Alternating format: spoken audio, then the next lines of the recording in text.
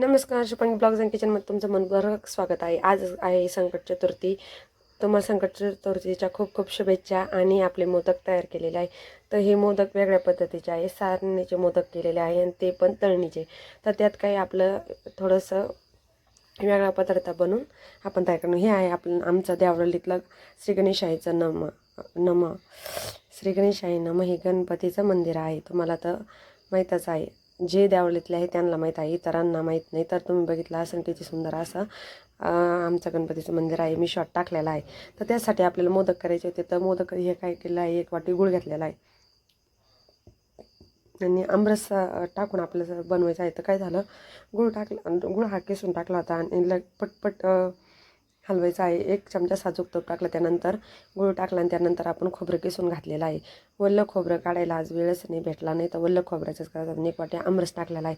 तर खूप दिवसाची इच्छा होती की आमरसाचे मोदक, आणि आता काही आमरसाचं सीझन संपत आलेला आहे. आणि उकडीचे न करता, उकडीचे मोदक मला नाही आवडत आणि मला तळणीचेच मोदक आवडतात. पण म्हणलं असं सारण बनवून करू आज. तर ते पण आपल्या गव्हाच्या पिठाचे सारणीचे मोदक. इतकी साधी आणि सोपी रेसिपी आहे. आणि ही रेसिपी जर तुम्हाला आवडलीच तर आपल्या चॅनल लाईक करा, शेअर करा, कमेंट करा आणि हा व्हिडिओ शेवटपर्यंत नक्की बघा आणि ही रेसिपी नक्की ट्राय करा. आणि आपल्याला भरभरून सपोर्ट दिलेला आहे. आपला चॅनल लवकरच मोनेटाईज होईल. मला खूप असा आनंद वाटतो तुम्हाला कसं सांगण्यास, कारण आपल्या आज 1420 सबस्क्रायबर तयार झालेले आहे आणि आपल्या चॅनलला वर्ष नाही झालं. त्याचा जास्त मला आनंद होतो आहे. नाही वॉच टाईम तर कमीत कमी सबस्क्रायबर तरी कमी पूर्ण झाले. काही जास्त काही आपले हाऊस राहिले नाही, थोडेसेच राहिलेले. जर तुम्ही भरभरून असं सपोर्ट दिला आहे रेसिपीला तर आपला चॅनल एवढ्या 15-20 दिवसात होऊ शकतो आहे.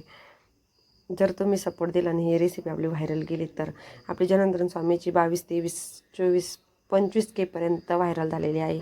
त्यामुळे तीसुद्धा रेसिपीला तुम्ही भरभरून सपोर्ट दिला आहे. आपण गव्हाचं पीठ कसं मळलं, थोडंसं मीठ टाकलं, थोडंसं पाणी टाकलं आणि मळून घेतला. आणि लगेच आपलं काय करायचं आहे, तुम्ही वाटी म्हणा नाही तर सारखे एकसारखा आकार करून घ्यायचा आहे प्रत्येक वाटीचा आपल्याला. आणि आपलं तळणीचे मोदक आहे तोपर्यंत इकडं हे तर तोपर्यंत आपल्याला काय करायचं आहे, तेल गरम करायला ठेवायचं आहे आणि हे मोदक बनवून आपलं गणपतीच्या मंदिरात जायचं आहे. तर कसं आहे मैत्रिणींनो, संकट चतुर्थी ना ही धरलीच पाहिजे बरं का. आणि गणपतीला नाही काही तर दुर्वा आणि जास्वंदीचे फुलं खूप आवडतात. ते तुम्ही अगोदरच माझ्या थाळीमध्ये बघितलेलं आहे. आणि जास्वंदीचे आणि ज्या दुर्वा म्हणतो आपण त्या खूप गणपतीला प्रिय आहे आणि मोदक देखील तेवढेच प्रिय आहे. त्यासाठी मी आज ही रेसिपी बनवून तुमच्यासोबत शेअर केली आहे. गणपतीवरून येताना मला 8 वाजले. हे मोदक मी 7:30 पावणे 8ला केले आणि 10 ते 15 मिनटात जाऊन आले.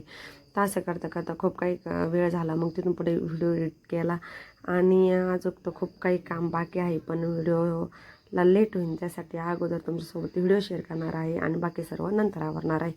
तर काय करायचं, हाताला चिटकत असतं हे सारण, तुम्हाला जर माहीत असलं तर हे सारण हाताला चिटकू नये म्हणून तर काय करायचं आहे माहिती आहे तुम्हाला.